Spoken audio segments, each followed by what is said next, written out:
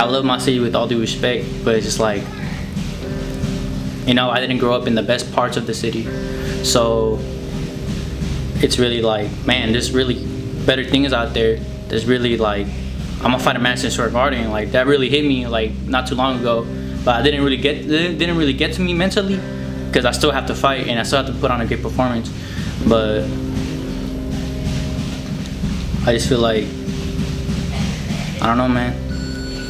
It's gonna be me bringing back boxing back to Sacramento. I'm only gonna give the people greatness because that's just me. I'm not saying I'm the greatest fighter of all time or anything, but I put in the work, and I put in the sacrifices. I just feel like, just tune in November 9th, UFC Fight Pass, co-main event, Madison Square Garden. Watch me chase greatness. I never thought I'd be in this position was gonna be me bringing boxing back in Sacramento, because we did have other promising fighters, and I'm not putting them down on anything, but I just feel like it's gonna be me at the end that's gonna bring boxing back to Sac. We do have Joshan, and he just won a big fight last Saturday, but I feel like it's gonna be me to bring all back the titles back in Sac. I feel like fighting in Madison Square Garden is a big opportunity for me to show, not just because all my fights have been in California, so I feel like this opportunity is to show the world, or even New York and the world, my talent, because I heard Dana White's gonna be there, all these celebrities are gonna be there, so I feel like it's a great opportunity for me, and I'm gonna take full advantage of it. It's amazing because as a kid I always thought I was gonna get signed to whoever, like top promoters, and I remember watching this like 2 days HBO show about Golovkin, and I seen Tom Loeffler on it, and I'm thinking like, man, maybe one day I'll be signed to like a big promoter like that. And now I'm signed to them, and they've been getting me the right fights, getting me the so I can go up in the rankings, and I just feel like we're gonna make it with them.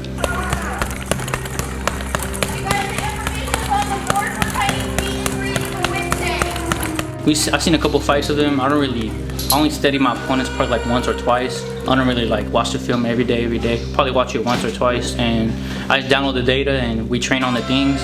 But I feel like just give me 4 rounds. That's how I feel. Just give me 4 rounds. It's not even no cocky thing. I just believe in my training and everything I sacrificed for this camp. I feel like it's gonna pay off.